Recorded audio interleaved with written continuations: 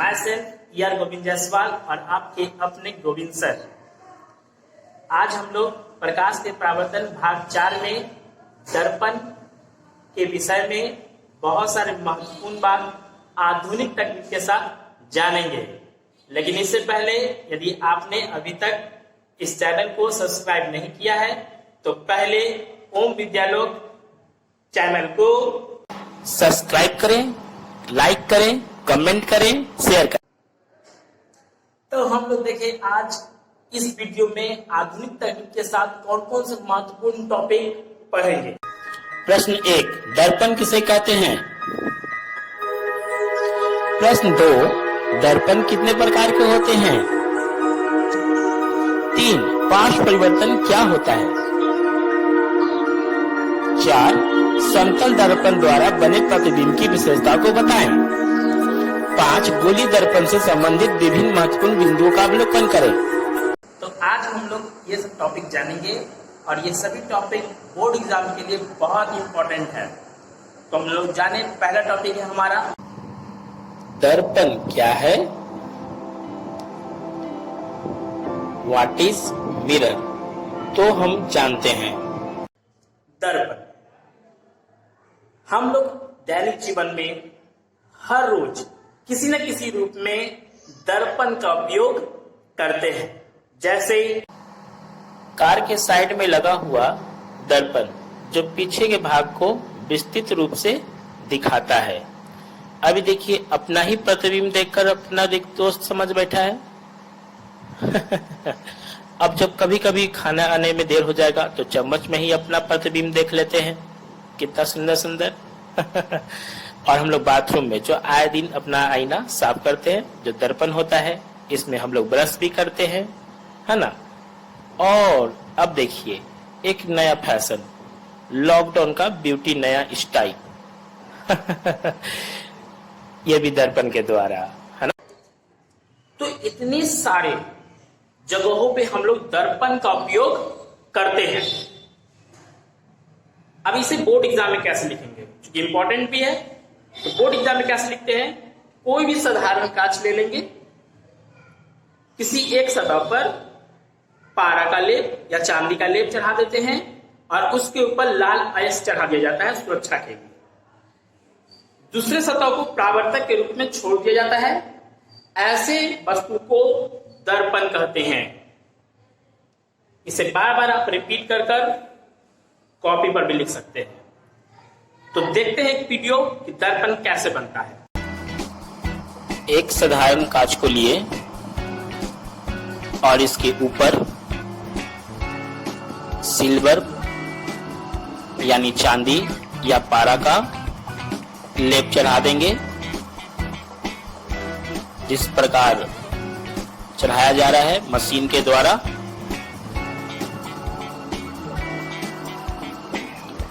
और इसके बाद लाल अयस्क का परत ऊपर से चढ़ा देते हैं ताकि पारा सिल्वर का परत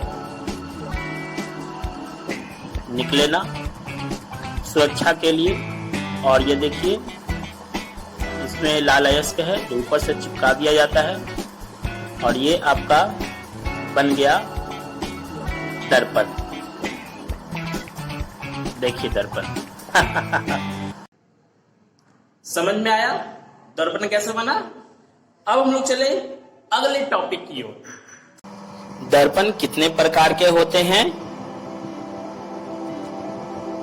how many types of mirror? दर्पण सामान्यतः 2 प्रकार के होते हैं, एक समतल दर्पण, एक गोलीय दर्पण। समतल दर्पण उसे कहते हैं जिसका परावर्तक सतह समतल होता है, और गोलीय दर्पण उसे कहते हैं जिसका परावर्तक सतह गोलीय या वक्र होता है। तो ये देखिए समतल दर्पण, इसका परावर्तक सतह कैसा है? समतल है। दूसरा भाग कलई भाग है। कलई भाग उसे ही कहते हैं जिस सतह को हम लोग चांदी और पारा से कांच को पेंट कर देते हैं और उस पर रेड अयस्क चढ़ा देते हैं, उसी पार्ट को बोलते हैं कलई भाग। ओके। दूसरा है हमारा गोलीय दर्पण। गोलीय दर्पण सामान्यतः 2 प्रकार के होते हैं, ऐसे कुछ और भी है। जैसे परवलयीय दर्पण। तो हमें अभी ये दोनों के बारे में जानना है समानतः। अवतल दर्पण, अवतल दर्पण क्या होता है कि जिस दर्पण का परावर्तक सतह अंदर की ओर धंसा हो, यानी जिसे हम देखते हैं जो सतह होता है तो परावर्तक होता है, तो उस सतह में कैसा हुआ, धंसा हुआ होगा अंदर की ओर ऐसा। तो ऐसे दर्पण को हम लोग बोलेंगे अवतल दर्पण। और जिस दर्पण का गोलीय सतह बाहर की ओर उभरा हुआ, देखिए बाहर की ओर उभरा हुआ है, तो ऐसे दर्पण को हम लोग उत्तल दर्पण कहते हैं। तो आसान है याद करना, अ से अंदर जिसका परावर्तक सतह अंदर हो अवतल दर्पण कहलाएगा, जिसका परावर्तक सतह उभरा हुआ हो बाहर की ओर उसे उत्तल दर्पण कहेंगे। ठीक है। अब ये तीन दर्पण जो है समतल, अवतल, उत्तल, इसे कैसे जानेंगे, कैसे पहचानेंगे? तो हम इस वीडियो के सहायता से इसे हम लोग पहचान सकते हैं। देखिए ध्यान, समतल दर्पण में वस्तु का आकार प्रतिबिंब के आकार के बराबर होता है। अवतल दर्पण में दूरी पर खड़े रहने पर उल्टा प्रतिबिंब बनता है। जब उसके पास में जाते हैं तो प्रतिबिंब वस्तु के आकार से बड़ा हो जाता है और वापस दूरी पर आ जाते हैं तो उल्टी बन जाती है। जब उत्तल दर्पण में हम आते हैं तो वस्तु के आकार से प्रतिबिंब छोटा हो जाता है। तो अब हम साइंस सेंटर जाएंगे तो आराम से पहचान जाएंगे कौन समतल दर्पण, कौन अवतल दर्पण और कौन उत्तल दर्पण। ओके, अब हम लोग तीसरे नंबर टॉपिक पर आते हैं। पार्श्व परिवर्तन क्या है? व्हाट इज लेटरल इन्वर्स परिवर्तन? पार्श्व परिवर्तन एक ऐसा घटना है जब किसी हम दर्पण में अपना प्रतिबिंब देखते हैं तो हमारा राइट हैंड उसमें लेफ्ट दिखेगा और हमारा लेफ्ट हैंड उसमें राइट दिखेगा। ऐसा घटना पार्श्व परिवर्तन कहलाता है। जैसे ये देखिए, इनका लेफ्ट वाला इनका राइट में दिख रहा है और इनका राइट वाला लेफ्ट में आ गया है। तो ये समतल दर्पण में ऐसा होता है, सभी दर्पण में होता है। जब एम्बुलेंस आप देखिएगा तो एम्बुलेंस का जो नेमिंग होता है वो एक पार्श्व परिवर्तन में लिखा जाता है ताकि गाड़ी वाले आईने में साइड मिरर के रूप में उसे सीधा पढ़ सके। और भी बहुत सारे हैं, इससे हम लोग ऐसा समझ सकते हैं।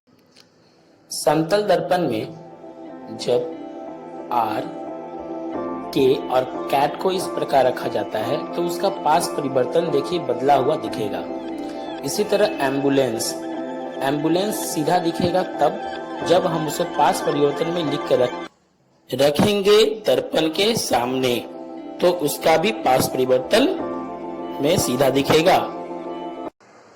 अब हम लोग देखें चौथा टॉपिक, समतल दर्पण द्वारा बने प्रतिबिंब की विशेषता को बताएं। समतल दर्पण की विशेषता, प्रतिबिंब दर्पण के पीछे बनता है, यानी समतल दर्पण में जो भी प्रतिबिंब बनता है वो दर्पण के पीछे होता है, वो लोग देखते भी हैं। प्रतिबिंब का आकार वस्तु के आकार के बराबर होता है। जैसा हमारा साइज होता है सेम हमारा समतल दर्पण में भी दिखता है। प्रतिबिंब वस्तु की अपेक्षा सीधा बनता है, जैसा वस्तु वैसा सीधा बनता है, उल्टा नहीं बनता है। हम लोग वीडियो में भी देखे थे कि अवतल दर्पण में उल्टा भी बन रहा था और समतल दर्पण में सीधा बन रहा है। प्रतिबिंब पार्श्विक रूप से उल्टा होता है। पार्श्विक रूप से उल्टा कहने का मतलब कि उसका लेफ्ट वाला राइट में जाता है, राइट वाला लेफ्ट में जाता है। प्रतिबिंब आभासी होता है, इसलिए इस प्रतिबिंब को किसी भी पर्दे पे प्राप्त नहीं किया जा सकता है। किसी भी आभासी या काल्पनिक प्रतिबिंब को हम लोग पर्दे पर प्राप्त नहीं कर सकते हैं। और प्रतिबिंब की दूरी वस्तु की दूरी के बराबर होता है। जितनी दूरी पे आप दर्पण से पीछे खड़े रहेंगे उतने ही दूरी पर आपका प्रतिबिंब भी दर्पण के पीछे बनेगा। आप जितना पीछे जाइएगा उतना पीछे आपका दर्पण में प्रतिबिंब भी जाएगा। ठीक है, तो ये हमारा था। अब हम लोग देखते हैं पांचवा टॉपिक। 5 गोलीय दर्पण से संबंधित विभिन्न महत्वपूर्ण बिंदुओं का अवलोकन करें। गोलीय दर्पण के विभिन्न पद कौन कौन से हैं? तो पहला पद है ध्रुव। किसी भी गोलीय दर्पण का मध्य बिंदु ध्रुव कहलाता है। इसे P से सूचित किया जाता है क्योंकि P फॉर पोल होता है। दूसरा है वक्रता केंद्र। गोलीय दर्पण को आगे बढ़ाएंगे, एक गोला बनेगा। उस गोले का केंद्र जो होता है इस दर्पण के लिए वक्रता केंद्र कहलाता है। इसे C से सूचित किया जाता है। इसे सेंटर ऑफ कर्वेचर कहा जाता है। वक्रता त्रिज्या। किसी भी गोलीय दर्पण का ध्रुव और वक्रता केंद्र के बीच की जो दूरी होती है उसे हम लोग वक्रता केंद्र का त्रिज्या और इसे R के द्वारा सूचित किया जाता है। ओके, नेक्स्ट देखते हैं प्रधान या मुख्य अक्ष। प्रधान या मुख्य अक्ष क्या होता है कि ऐसा अक्ष जो गोलीय दर्पण के वक्रता केंद्र और ध्रुव से गुजरती है, वैसा रेखा हम लोग उसे प्रधान अक्ष या मुख्य अक्ष कहते हैं।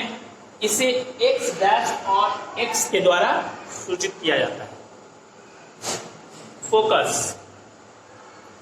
फोकस होता क्या है कि प्रधान अक्ष के समानांतर कोई किरण आती है और गोलीय दर्पण के परावर्तक सतह से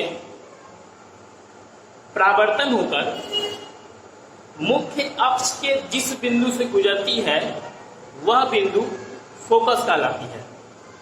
इसे हम लोग ऐसे समझ सकते हैं। अवतल दर्पण में P ध्रुव, C वक्रता केंद्र है और इसके बाहर एक वस्तु रखा गया है।